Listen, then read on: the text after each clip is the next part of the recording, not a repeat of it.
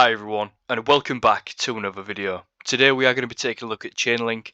Our last major market update on Chainlink was back at the start of February, so we'll update from there and how the market has progressed. We'll also update on the Twitter trade updates that we've been posting on Twitter, really following that trade from the high $6 zone to now the current $8.70 zone. Really nice rise. We'll look at some Fibonacci zones, but also taking a look at not only Link USD but also Link against Bitcoin, because I think Link against Bitcoin offers some real clues as to where we might be seeing Link go to in the coming weeks and months. So what I will do is just start out by playing a clip from my last February video, and we can outline how the market has progressed up until then. But guys, if you haven't already, smash this video a like. That really helps the channel. I appreciate the support. Any comments and any subscriptions, really appreciated. Let's get into it.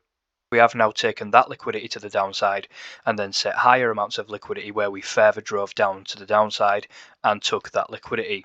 However, if you have a look to the upside, if I copy and paste that there, the higher candle to the upside wick has not been taken.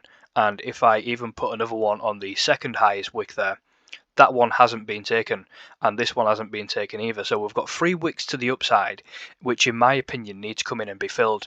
And as you can see guys, from that update back in February, we've really now started to work our way towards these upper liquidity wicks to the upside. And we did have a nice wick to the downside, no lows broken like we said. Didn't expect these lows to be broken with the wicks of liquidity already taken. So really now, as the range starts to work towards the upside, would expect in the next coming weeks and months really for Link to work its way up towards the $9.5 and $10 region, and then edging towards that $12 region that we've been outlining for quite a while now. And I did post a trade setup on Twitter when I was entering a trade, and it was down at the high $6 zone around here. I will post that right now. You can just get a follow-up update on how that Twitter trade is going. This was the exact time back in January the 30th that we was buying that Chainlink dip. We did outline that was buying. We showed the trade, we showed the setup as to why we was buying at the high $6 region. And you can see now as we jump back into the charts that this was the moment we was buying, the 30th of January, that week there. You can see it was a really nice key reactionary zone. We got a nice move to the upside, but then we got a dump.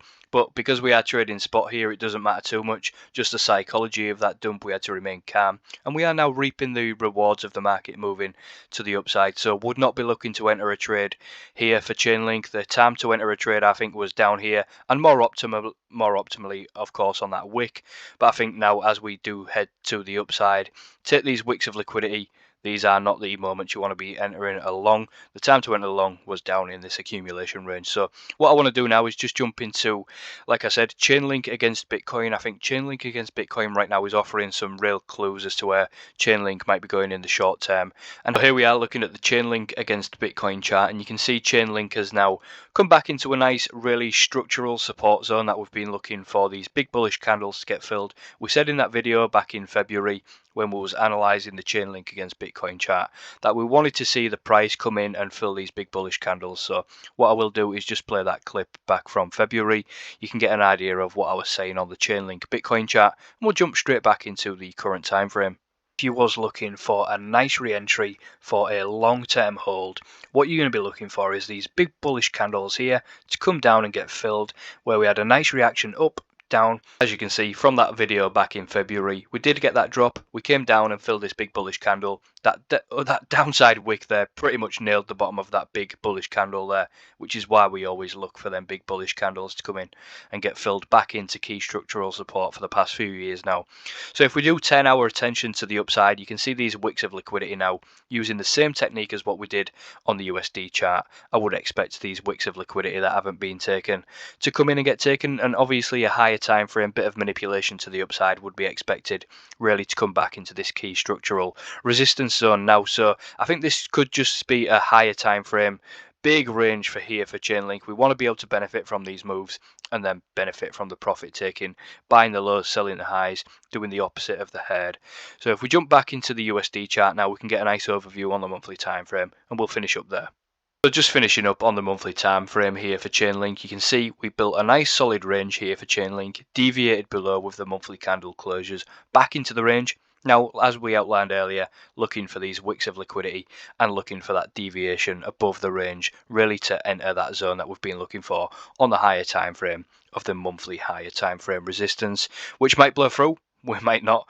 We don't need to speculate on that too much because we've been able to benefit from these moves to the downside and now these big bullish candles coming into the upside. So again, it's the same psychology, guys.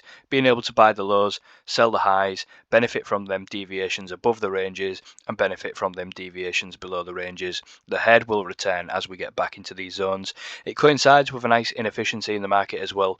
Really nice inefficiency in the market right here would be perfect for a nice deviation above. Obviously, if you take the Fibonacci, swing high to swing low on the monthly time frame candle body closures, coming right back into that 618702 region, 786 up there at the 14 region. So we'll be looking at profit taking, of course, and again, it's everyone's risk management and risk strategy is different. I'll be taking profits, ready to benefit from a crash, but I won't be taking everything because I want to be able to benefit from new all-time highs again if they do happen. But it's not financial advice. You guys know that. I know that. I'm not a financial advisor, but if you do appreciate these videos, give it a like. And yeah, all comments and subscriptions much appreciated. Not financial advice. Sit back, relax, let the market do the work, guys, and I'll see you next time.